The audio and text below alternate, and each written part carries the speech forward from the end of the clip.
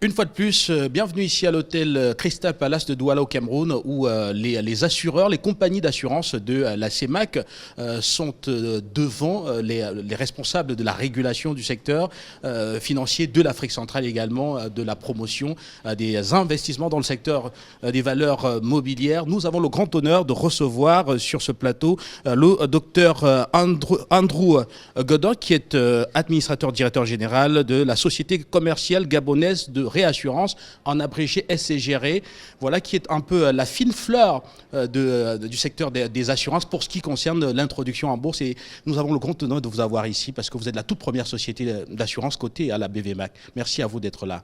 Merci à Afrique Média de nous avoir conviés sur ce magnifique plateau afin de contribuer à la sensibilisation et à l'édification du secteur financier dans le cadre de la valorisation donc, de notre place financière de la CEMAC, à savoir la Bourse de valeurs mobilières d'Afrique centrale.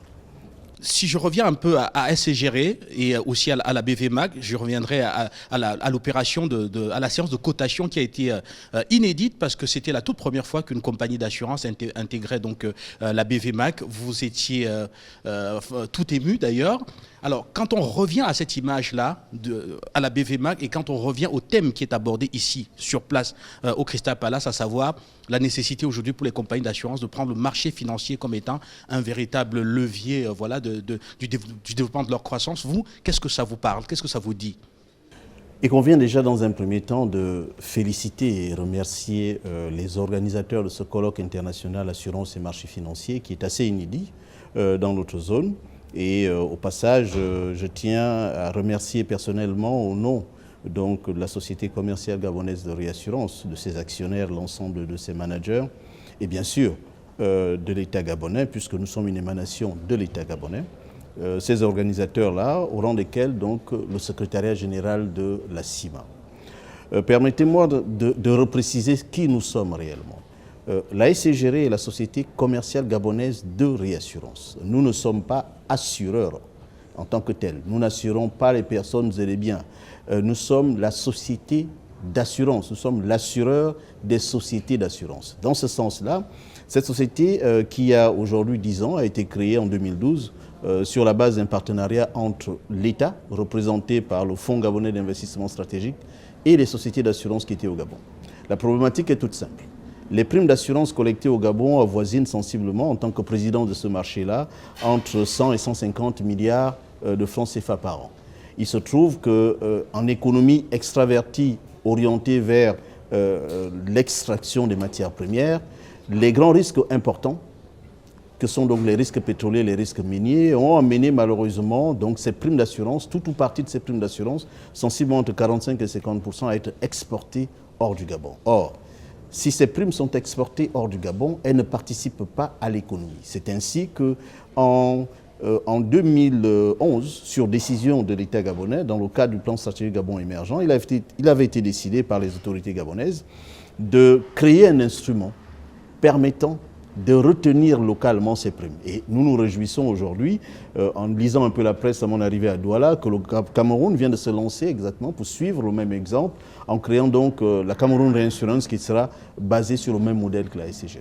La SCGR a donc pour objet, en tant que société d'assurance, de gérer pour le compte de l'État gabonais ce qu'on appelle la réassurance obligatoire de cession légale.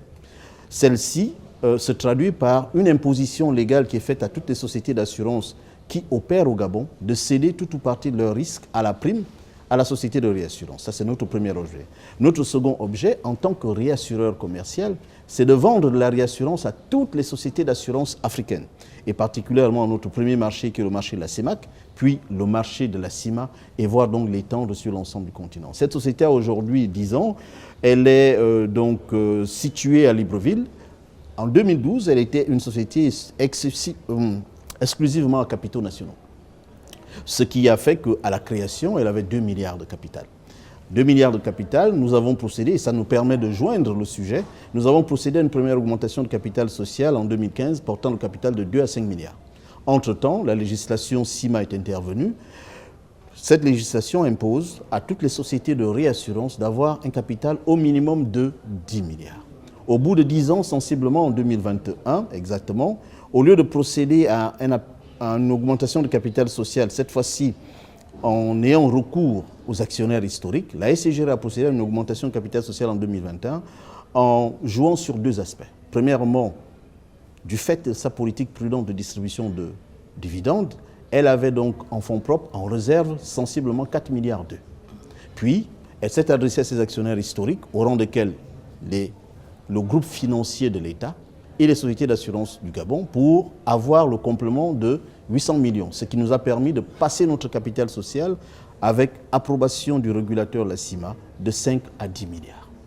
Lorsqu'on arrive à 10 milliards, la belle histoire donc de la bourse, de l'appel public à l'épargne et de la cotation commence.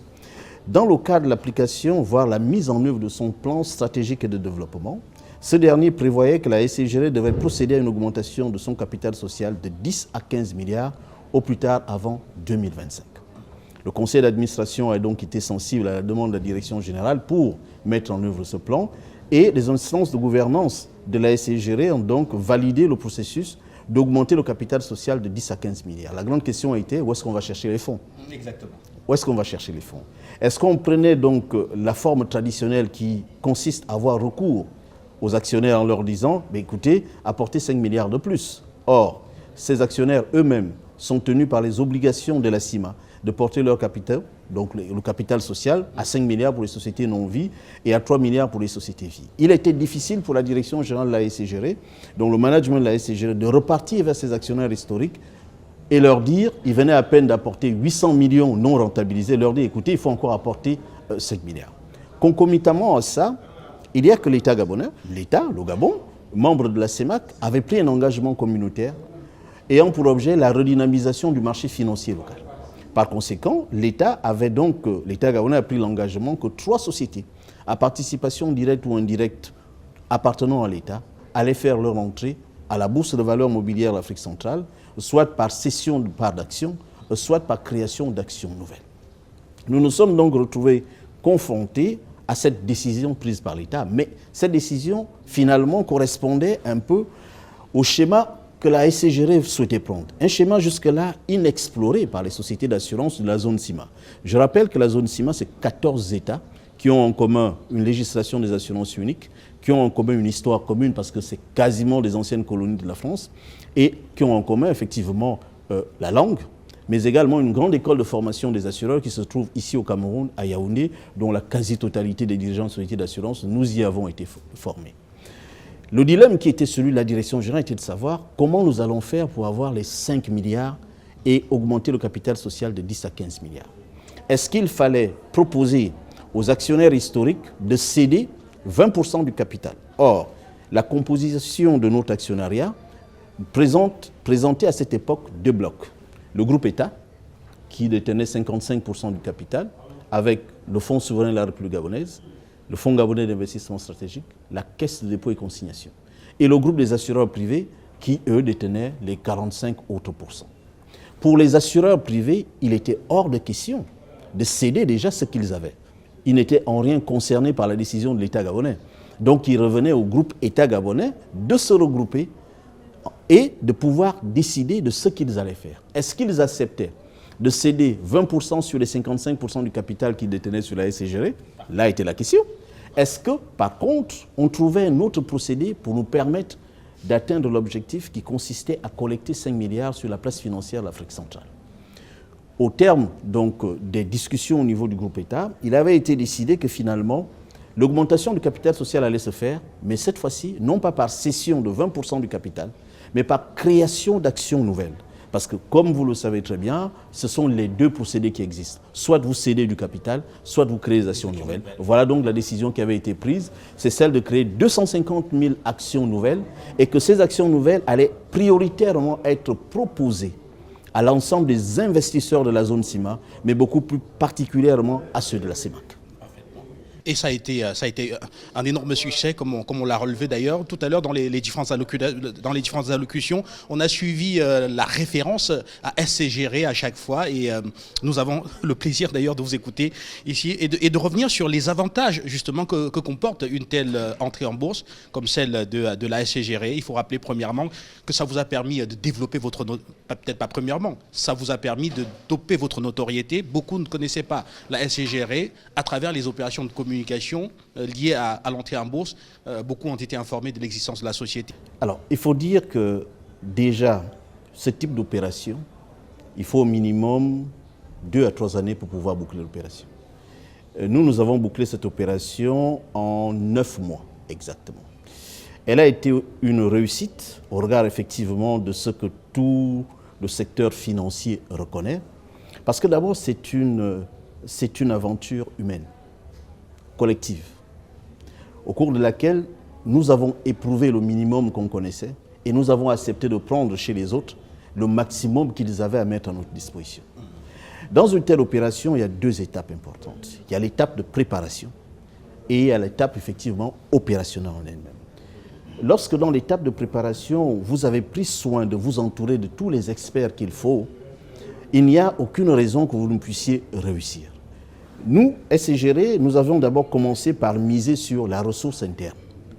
Nous avons eu à consulter la COSUMAF, nous avons eu l'opportunité d'avoir la BVMAC qui est venue à Libreville afin de contribuer à la formation de l'équipe projet, mais également l'ensemble des managers. Dès que nous avons passé cette étape, il était pour nous un peu facile de maintenant nous adresser au régulateur, la CIMA, et de dire à la CIMA, écoutez, la SCGR souhaite porter son capital social de 10 à 15 milliards. Est-ce que vous nous donnez l'accord? Il faut comprendre que pour ce régulateur-là, c'était une première.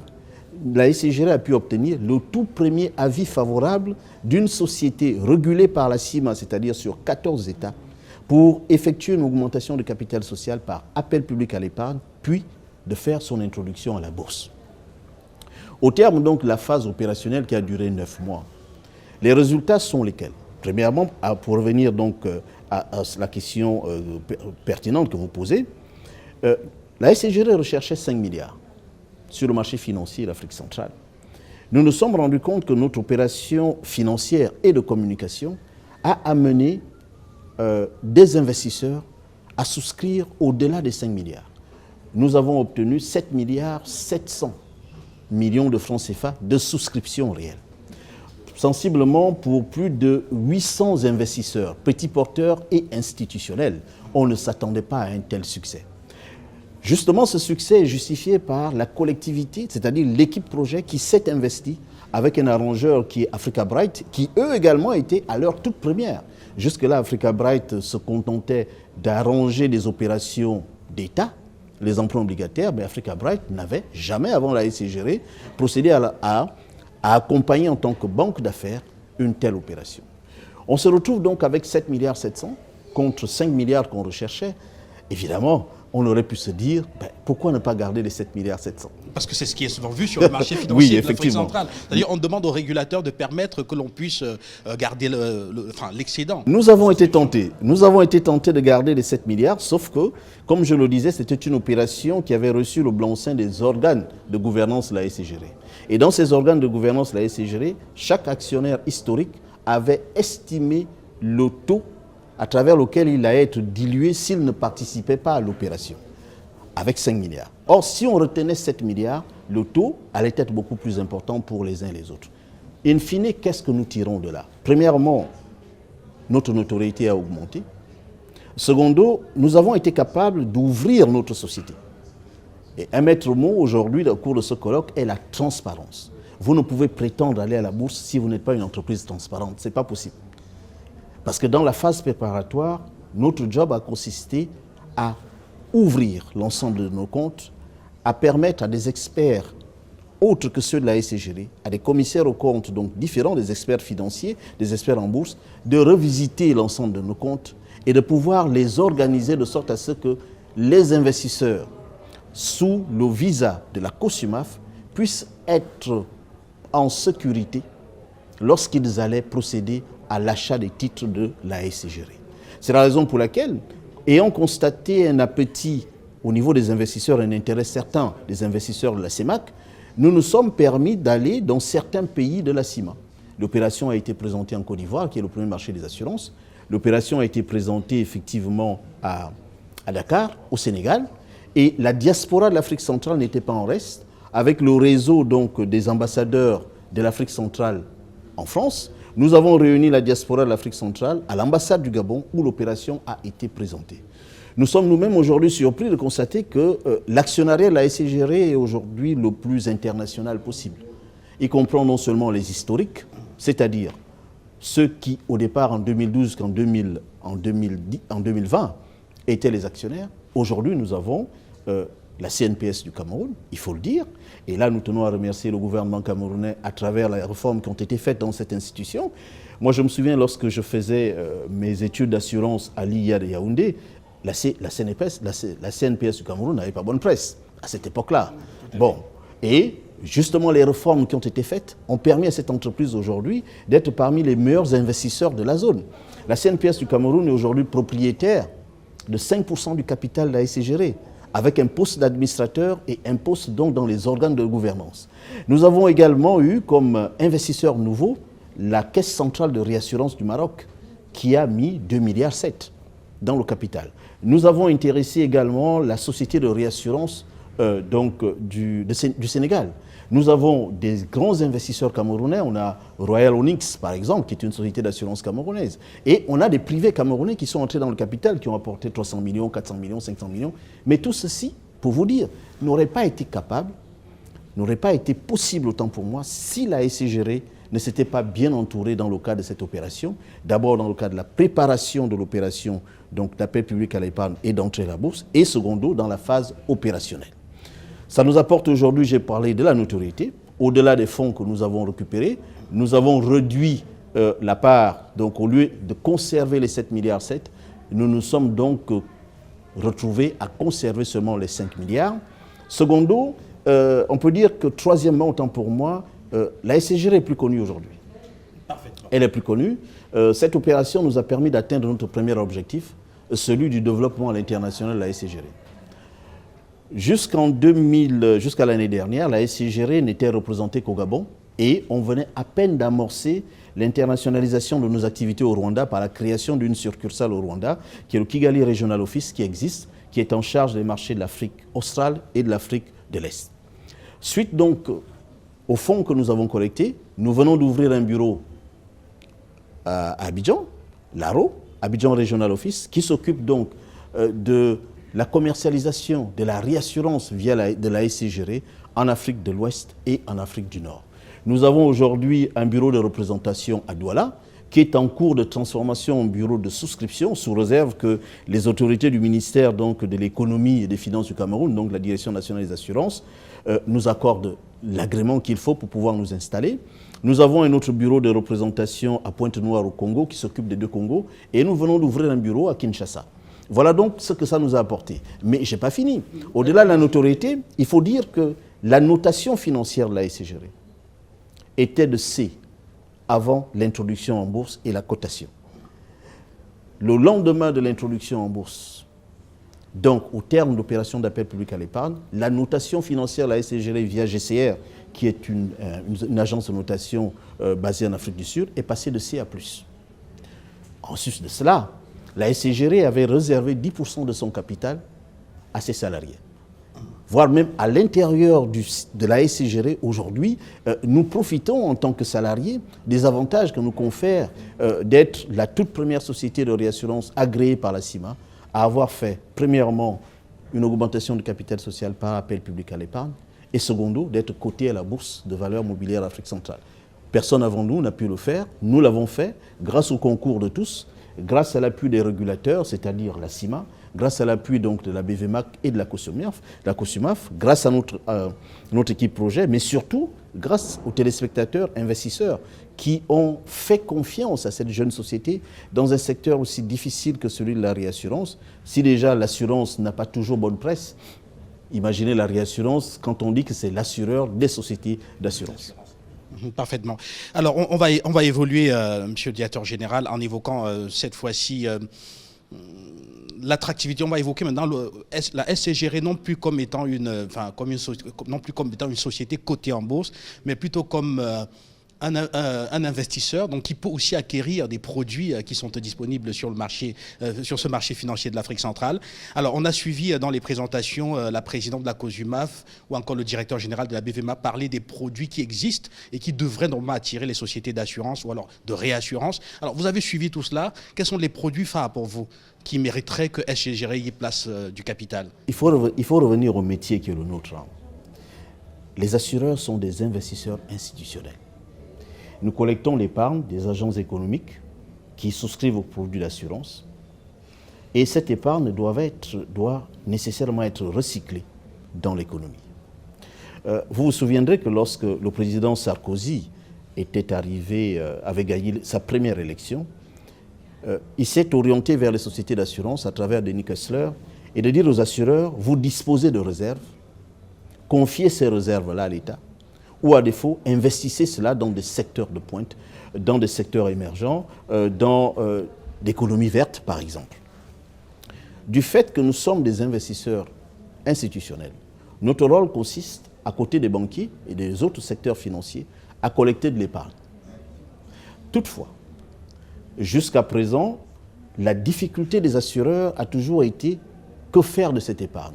Écoutez, je sors de Tunisie au 27e Forum de la réassurance où j'ai fait une communication sur les moyens dont les assureurs et les réassureurs peuvent utiliser pour renforcer l'économie africaine et contribuer au dynamisme de notre économie.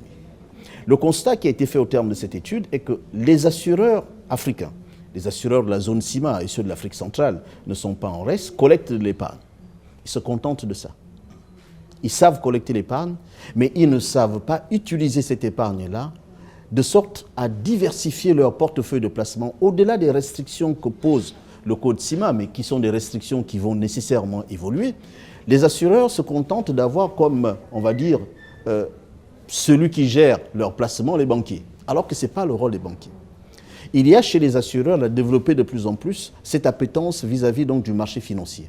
Il y a d'un autre côté que jusque-là, le marché financier lui-même de l'Afrique centrale, dès qu'il était sorti de son bicéphalisme avec deux bourses, une au Gabon et une, bien sûr, à Douala, et la fusion, le marché financier lui-même, embryonnaire, commence à se rendre compte qu'il peut intéresser les assureurs et ceci vice-versa.